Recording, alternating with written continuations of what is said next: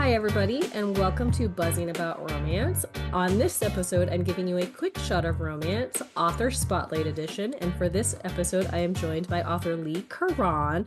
Welcome to the podcast. Thank you. Glad to be here. And I did pronounce that right, correct? Yes. I did Perfect. ask for the phonetic, You pronunciation, did. but You did. I get all kinds. Caron, Karen, whatever. It's all good. well, my actual last name, people they butcher it, and so yeah, I totally understand. You did great. Well, thank you. All right. As a recovering yo-yo dieter who has struggled with body image for most of her life, she's passionate about the theme of embracing her body at any shape or size and discovering your intrinsic worth. She loves bringing readers stories that are real, relatable, and entertaining, featuring perfectly imperfect characters who tug at your heartstrings, turn you on, and have you rooting for big O's and happily ever after. Originally from Cleveland, Ohio, she's now a proud adopted Canuck. She's lived in Toronto, Ontario, and now calls Calgary, Alberta home, where she shares life with her husband, daughter, and their Havanese. The winters are frigid with 335 days of sunshine a year. Tanning in a parka is a thing. It really You can is. often find her up late writing, devouring boxes of Godiva, sharing laughs with family and friends, or walking by the waterfront, soaking up that Calgary sunshine. See, I'm the opposite. I live about 30 minutes outside of Pittsburgh, and we have so many gloomy days. Right. Yeah, that's hard when it's cold and gloomy. Uh-huh. Yeah. It is really sunny today. Like we're on an upswing and it's very nice. Also, Yay. if you're listening and I sound horrible, as a lot of you know, my entire family's had the flu, so we're getting over that. So I'm really channeling my inner Phoebe Buffay this week. But I digress. Well, welcome to the podcast. And Thank before you. we talk about An Imperfect Truth, let's get to know you a little bit, okay? Okay. So, what initially drew you to romance as a writer? Well, I started reading romance in my teens. My very first book that I read was Forever by Judy Blume. So I'm really dating myself there, Oh, I but I love that book. wasn't that I a love great a book? Judy Blume. I know. So I was introduced to that and I thought, oh, I love this. And then that sort of led me to the icons like Nora Roberts and Sandra Brown. You got to, cut your teeth on the icons. Yeah. But as much as I enjoyed those stories, I wasn't seeing myself in those stories. Right. And so I started to look for other romances since I love the genre. And that led me to my first Black romance, which was written by Rochelle Allers, and I just saw there can be so much diversity in romance, and I just fell in love with it more when I could relate to it from just seeing myself in it. So when I decided to write my first book, I knew it was going to be romance. Yeah. So, what made you press publish that first time?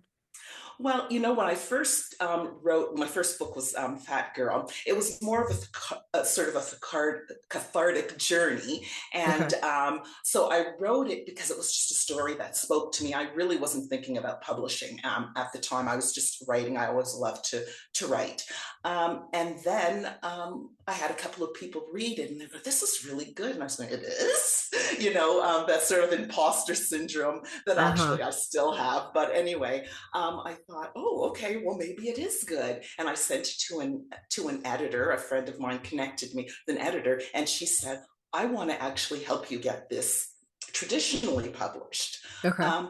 But I know myself, and I know that I don't do well with structure. I was always the kid that went to the independent high schools and stuff because I just could not follow structure. You couldn't box me in. And I thought traditional publishing is probably not going to work for me.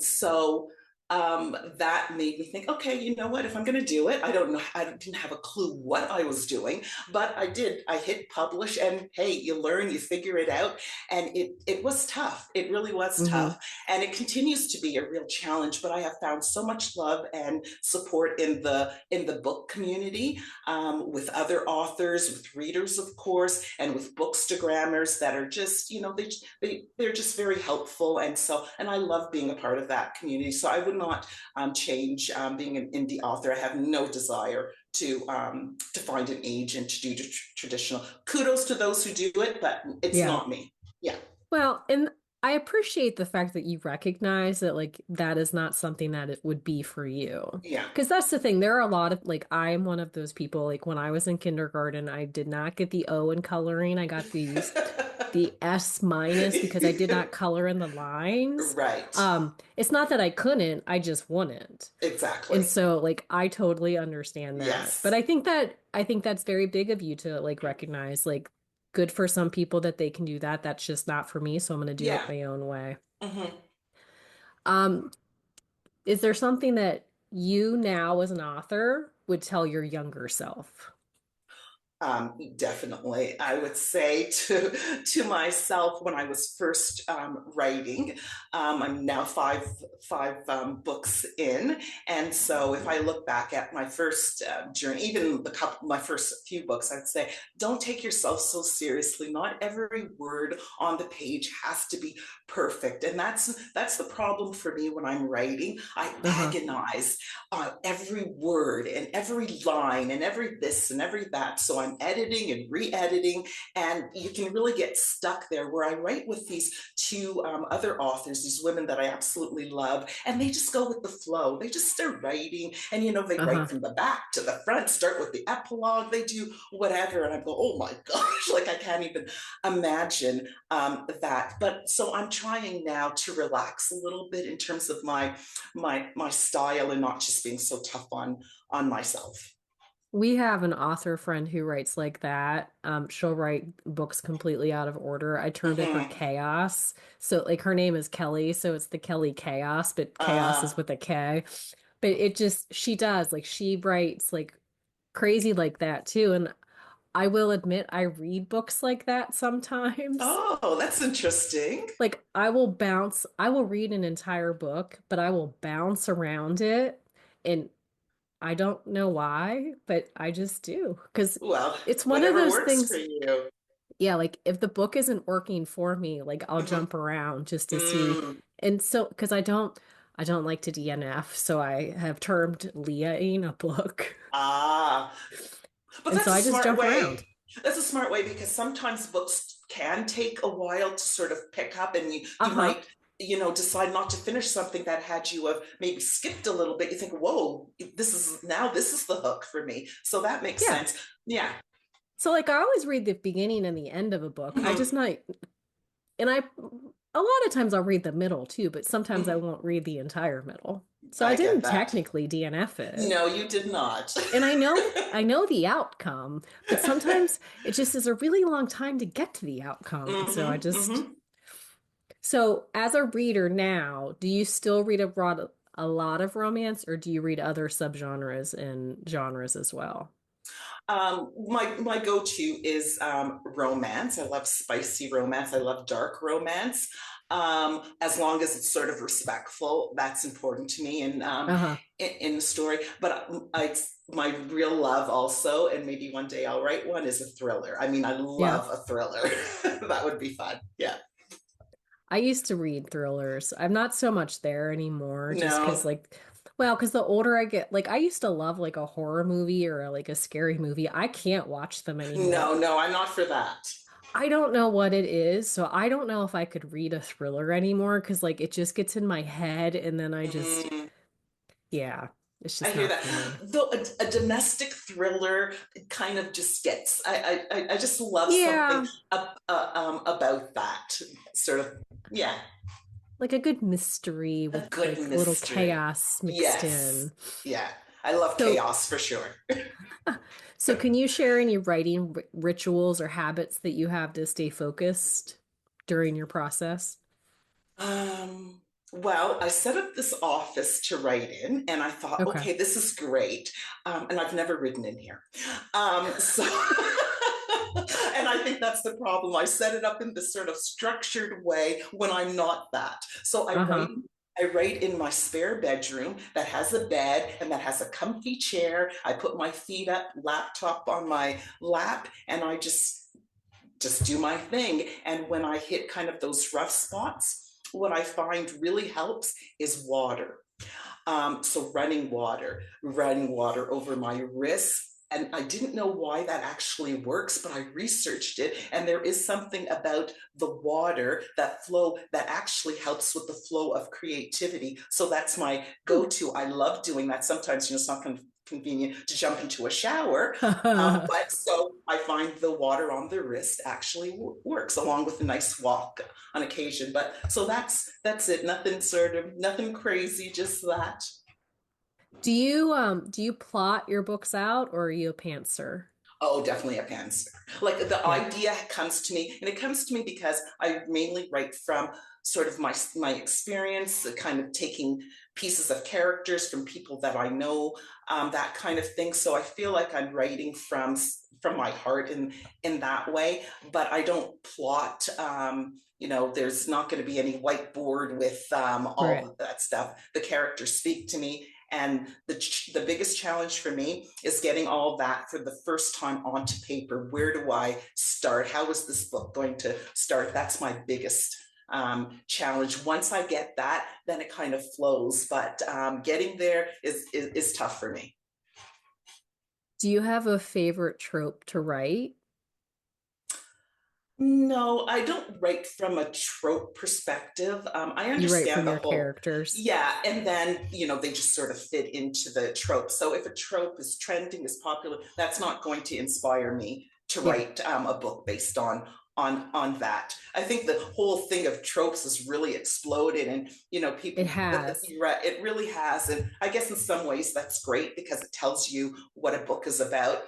But I also think now some books are just sort of trending towards the tropes. And I wonder if sometimes we lose some of the heart of the story Oh yeah. because of that. I Yeah. wonder. Yeah. Well, I don't wonder. I think yes. So, Okay.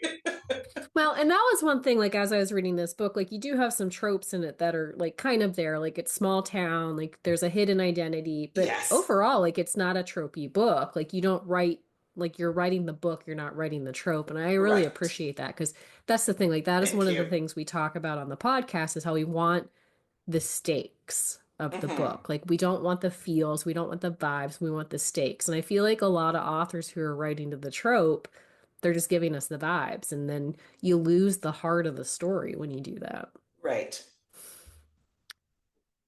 Do you face any challenges when you're writing romance itself and how do you overcome them? Because it's one of those genres that has been fairly taboo for years, but it's a billion-dollar industry at the Yeah, same that's right. time. Yeah.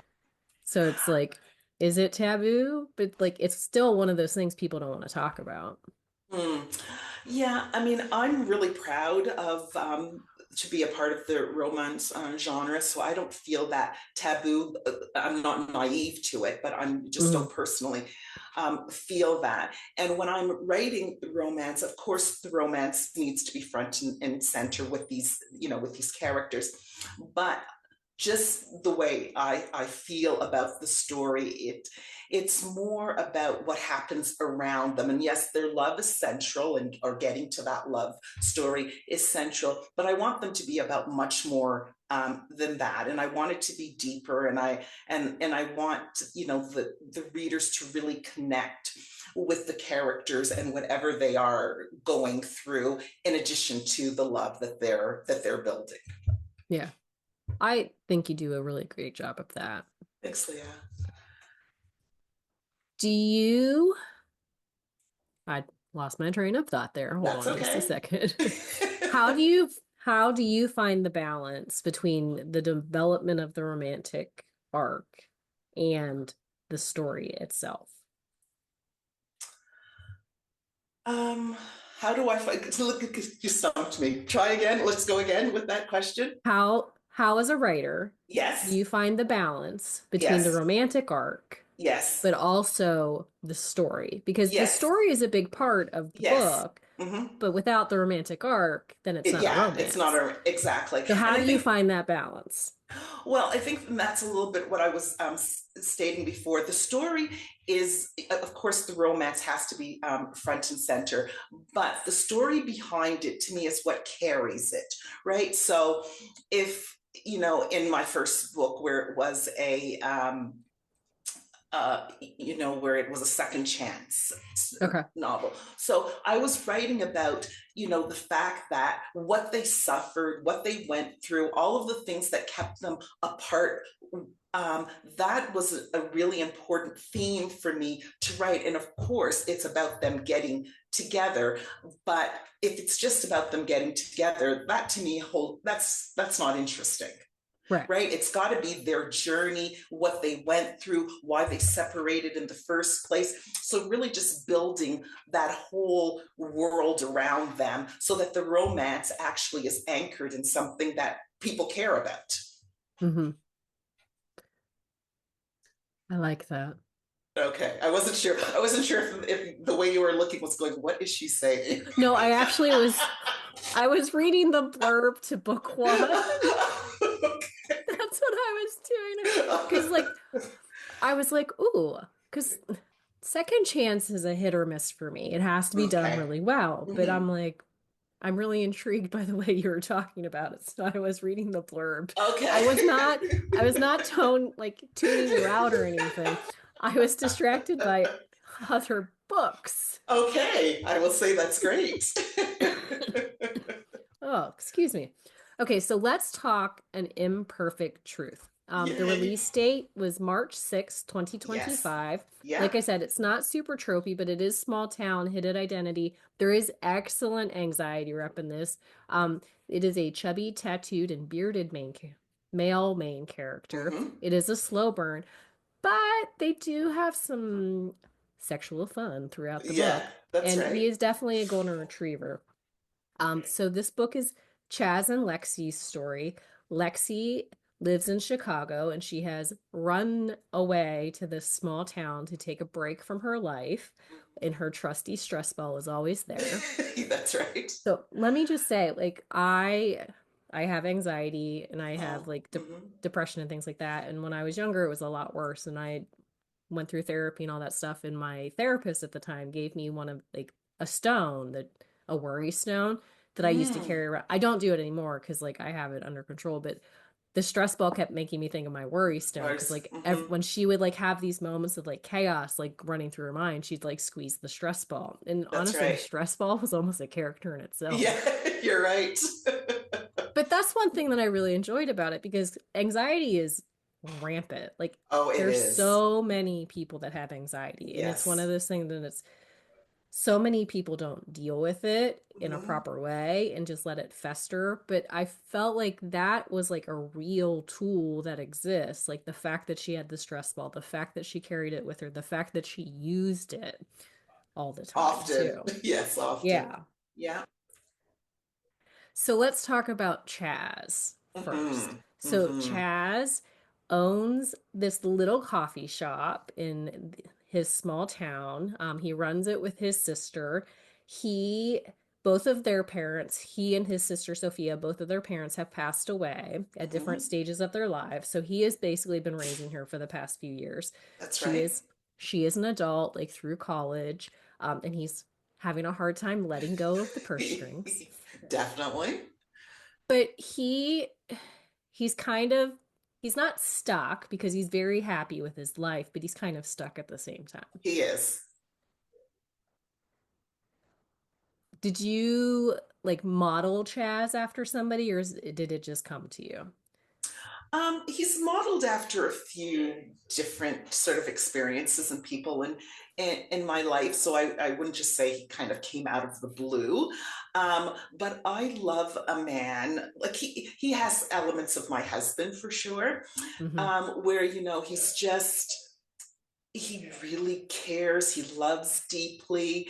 And he's not afraid of his emotions. And that's the kind of man that I wanted to write, because I thought that that's the kind of man that Lexi needed Yes. in her life, given all she was going through. A man who was in touch with his emotions, that could help her get in touch with hers. And what's been very interesting to me, Leah, is that people love Chaz, and of course, I mean, what's there not to love? He's Yes. amazing.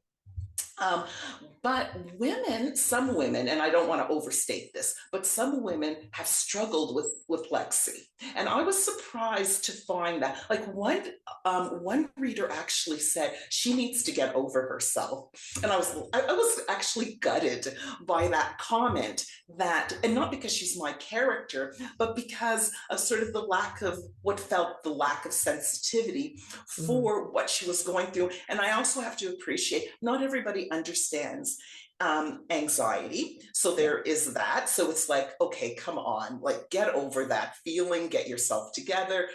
So Yes. so that hit me sort of real time, like, wow, okay. So but for the most part, I mean, people love her. So, that's why I said I don't want to overstate this. Yeah. But there was that kind of hit me, that people were actually struggling with, like, and some say Chaz deserves better. I'm going, this woman went to bat for him. In my view, she saved him. Yeah. But not everybody saw it that way. So it was it's interesting, because I knew people would love Chaz. I didn't know how everyone would feel about Lexi, but I really love Lexi, and I'm so glad that a lot of people are finding her relatable. She is not perfect, but who is? And I think that's the biggest thing about Lexi herself. Like, she's a very flawed character. Yeah. And as somebody who has a spouse who has basically debilitating anxiety, like, she's Oh, very real. real. Yeah. Because my husband, I love him very much, but for a long time, like, he's a doomsdayer anxiety person. It's So hard. it's like worst case scenario, which Yes. I mean, things have gotten better. Like, Hmm. it's, and it is treatable and all that stuff. But it's one of those things like Lexi, like, she just cycles. Everything cycles over and over again. And Yes. but the fact of the matter is, like, her parents were horrible, Horrible. Just horrible. yes. Like, they were not supportive, not understanding. It was like her mom was this socialite who expected her to be a socialite, and it was all Hmm. about appearance and what they could do. Hmm. And her dad, like, it was all about the business and how the business could grow. And he had no concept of her wanting to be happy. Like, Yeah. and so there were times, like, as it's like, oh man, like, she's spiraling again. Yeah. It's like at the same time, it's like when you come from two people who give you zero support emotionally and have, like, she even talks about it at one point, her and Chaz are talking about their childhoods, and Chaz is saying Yes. how his dad played music with him, and like they did these things as a family and experienced the love that his parents had for him. She's like, I went to like not reform school. No, but she went for poise and for Yes. things that wouldn't, as she says, things that were to make me better, right? Like, It was, yeah, yes, basically debutante yeah, school, debutante which school. was where I was trying to go, but Yes. not reform. But Not that's the thing, like, reform. their childhoods were so different. Hers was so structured and stringent and And neat mean. And and mean. mean. Yeah. And Yeah, so it's mean. like, and I think that might be where people have the issue with Lexi. It's like she doesn't come up, she's a caring person, but she has a hard time expressing that because Mhm. she's never experienced that until she, like, really met those two friends she has, Yes, yeah, who D I and adore. I know. They are delightful. Like, their text chains are wonderful. But Well, until D is she, from Fat Girl. oh, Yeah. So D is, you would meet her in Fat Girl, and then Jordan you meet in An Imperfect Seduction. So it sort of carries well, through their okay friendships. then. I will be reading those. But and that's the thing, like, without them though, like, she really would not know what care is Carrie, like. yes, And I think absolutely. that's the big thing. Like, she's been so forced to push her emotions down her entire Hmm. life. She's getting there, but expressing is very difficult for her. That's right. That's right. And Chaz and Sophia were always encouraged to like Hmm. emote. Yes. Like they love hard and visually hard. Yes, they do. They do. So your chapter headings, I love them. I think it's awesome. So when you open the book, you do not open on page one, which a lot of authors do. You open on like recipes, Yes. which I Yes. thought was amazing. And in the book, so I don't know, did you get the EPUB or the Well, I actually downloaded it from KU. oh, you did? Okay, so then you got the little kind of, got you. I Well, thank did. you for that. Yeah. You're welcome. So you got the full spectrum of the Well, recipes because and everything. you had sent me the early arc, but you sent me Yeah. a PDF, and there's nothing wrong with that. But I'm so old, like I can't read it on my Kindle, and I get Okay. headaches on my Bluetooth or like Oh, my I'm blue light sorry. stuff. No, it's not your fault. It is all the age. But yeah, so I had another book that I'm doing for an author spotlight, and I had to like expand the page and then like shrink it back and I swipe. get that So totally. I was since we got pushed back a little bit to do this, I'm like, I'll just KU it and then I don't have to worry about it. But yeah, so I saw all the little things and like there's a lot of small details in the formatting of this book that I thought just worked so well with the entire story. Oh, thank you. Yeah, I love that part too. So Of it. for those of you who have not read it, each chapter heading is a coffee shop beverage. So Right. if you should just read it for those. I mean, those honestly. those some I could not, like the punch in the gut. That's espresso with the hot sauce and a squeeze of lemon. I mean, it fits the chapter in terms of what's happening there, but I could not drink that.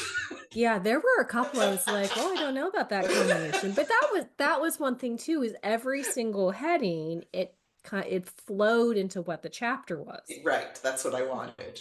And I think that that's just it's really fabulous that you took that much care in the way that you did your I think headings. that took longer than writing the book. Yeah. I s- I I'm, enjoyed it, so it I'm was glad you worth it. appreciate it. Thank If you. nobody else likes it, it doesn't matter. I liked it. Right, good. But the story itself, like it follows Chaz and Lexi like in their non-dates, like because she is not like ready to like move forward with anything. And I Hmm. appreciate that like he's like, yeah, that's not gonna happen. But we'll go ahead and non-date. But then Sophia's storyline is also really important to this Yeah. story. And it actually like it is what happens, like and why like things come to a head. But Yes.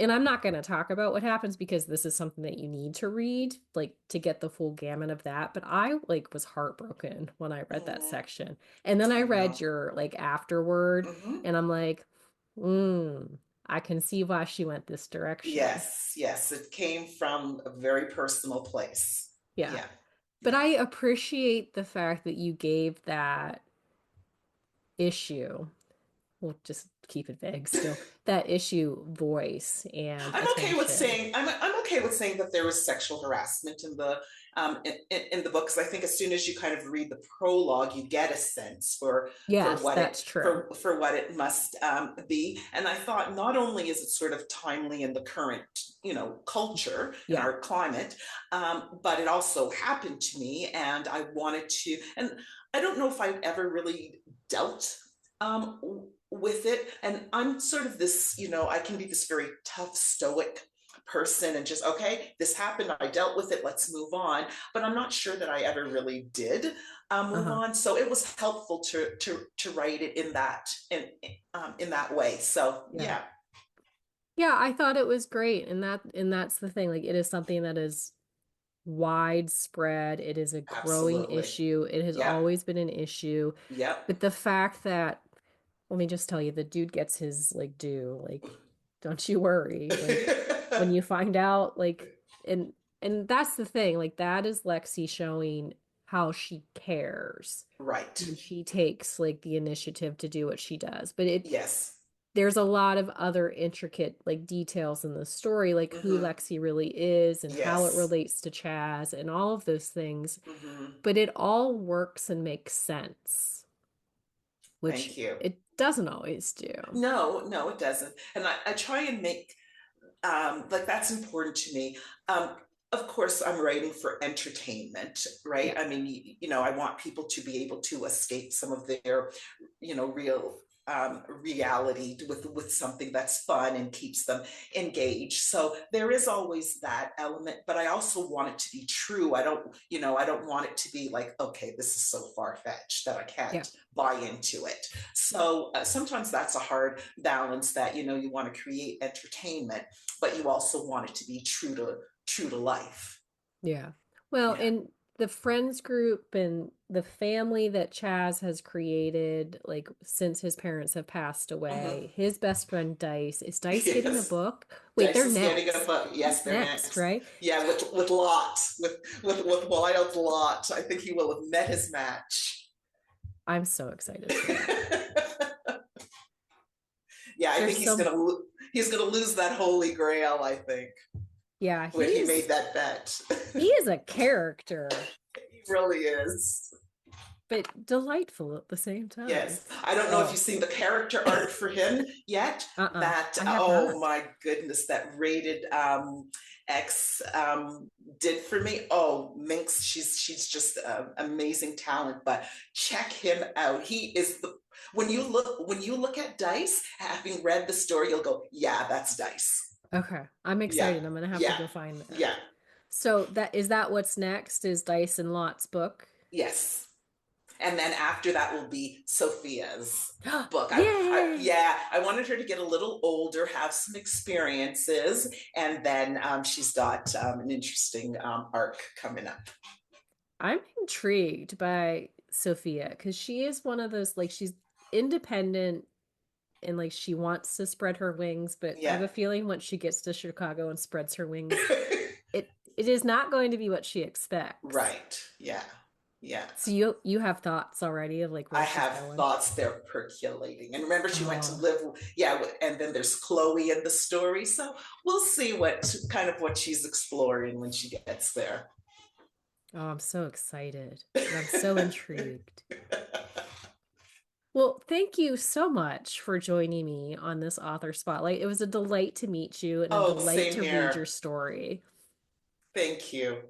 And This is until next great. time, oh, sorry, go ahead. No, I was going to say it was just great because I was telling you at the beginning that I don't do these very often. They kind of make me nervous, and I get, oh my gosh, I hate my voice, and I don't want to, I don't know if I'm going to answer the questions properly. But you made it wonderful, and thank you for this opportunity. Well, thank you. I appreciate that. And until next time, happy reading, everybody. Find us on Instagram at Buzzing About Romance or on Twitter at Buzzing Romance. If you like the podcast, please leave a review. If you'd like to support us directly, join the Bookcase and Coffee Patreon and receive exclusive content only available to Patreon members. Check out bookcaseandcoffee.com for our on-the-shelf show notes.